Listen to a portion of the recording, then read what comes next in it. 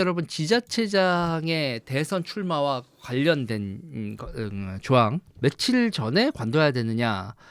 기본적으로 지방자치단체장은 대통령 선거에 출마하려면 선거일 90일 전에 사퇴해야 된다라고 이제 법에 돼 있어요.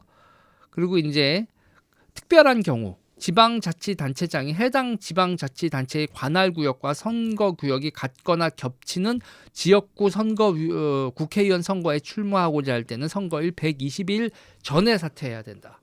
그러니까 자기가 경기도 도지사인데 아니면 성남시장인데 분당에 출마하려고 한다.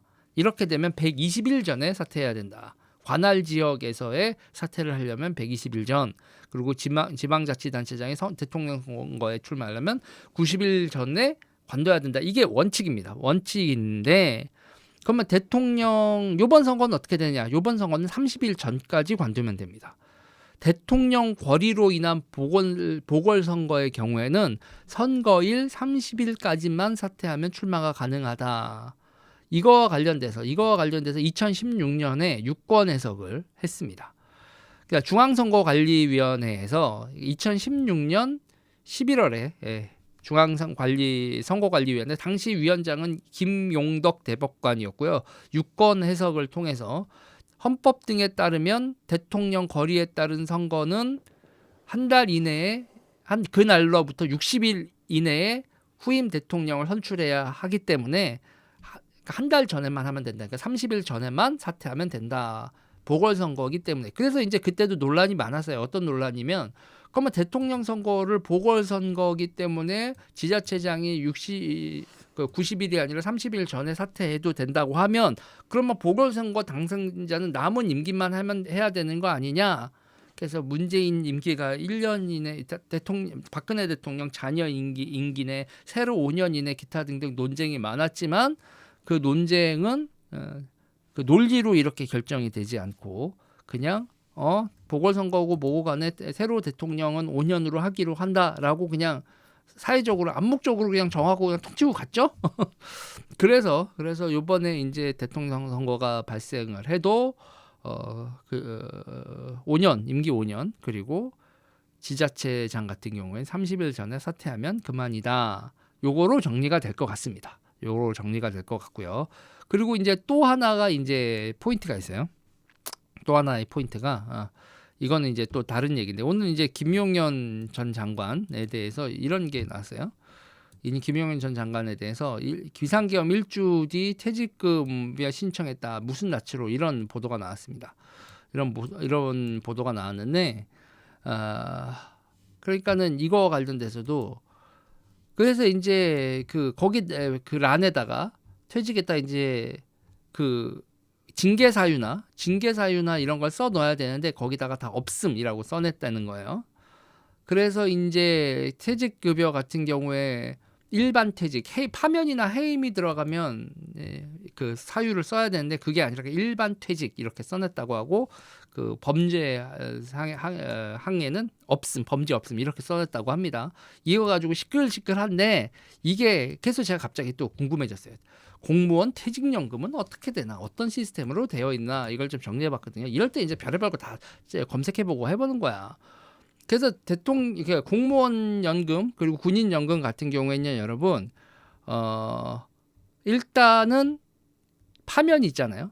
징계 처분을 받잖아요. 징계 처분을 받으면 그러니까 재직 중에 금고 이상의 형을 받으면 퇴직연금의 2분의 1이 깎입니다. 2분의 1이 깎이고 막 이러거든요. 그래서 그러니까는 지금 김용현 장관 같은 경우에는 재판 받고 금고 이상의 형을 받으면 퇴직연금이 반띵이 되니까 그 전에 일단 퇴직연금을 받아간 거죠. 일반 퇴직을 이렇게 신청해서 받아간 겁니다. 그래서 제가 또 하나 궁금해지는 게 있는 거예요. 궁금해지는 게 뭐냐면 그러면 장관이나 군인연금에서 별 4개 정도 되시는 분의 퇴직연금의 액수가 궁금한 거예요. 이게 왜 궁금했는지 저도 모르겠는데 그냥 순간적으로 궁금하더라고요. 2025년에 장관급 군인의 연금 수령액은 이제 이 근무 연차가 조금씩 다르니까 다르긴 하지만 570에서 580만 원 수준이다. 그래서 이게 표드가 있더라고요. 그 연봉 산출액하고 뭐 쭉 있는데 2025년도에 그 장군 퇴직자들은 연금 수령액이 570만 원 이상. 그리고 2024년 같은 경우에 평균 대장님들의 연금은 580만 원이었다. 그래서 이제 30년 이상의 근속, 30년 기준으로 550이라서 30년보다 플러스 조금씩 될수록 띡띡 더 붙는 겁니다. 이렇게 되고 있습니다. 그리고 이제 대장급 장군의 경우 퇴직 후에도 월 80만 원 정도의 품위 유지비를 별도로 받는다. 복무 기간 재직 중 봉급과 뭐 또 다르게 80만 원 이상의 품위 유지를 받는다고 그렇게 알려져 있다고 합니다. 그러니까 김용현 전 장관 같은 경우에는 연봉 받으셔야죠. 일단 내 거 작살나기 전에 일단 받는다. 이런 거를 하신 거죠. 그래서 요거는 일단 우리가 알아야 될 것까지는 없지만 제가 궁금했었던 여러분들도 궁금하실 것 같아서 정리를 해봤습니다.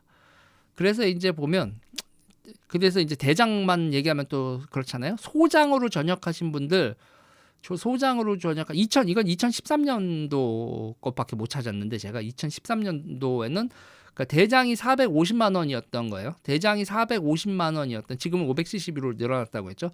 2013년에 대장은 450, 소장은 386, 준장은 353, 대령은 330, 중령은 265만 원. 2013년에 그랬는데 2025년에는 이것보다 많이 늘었겠죠.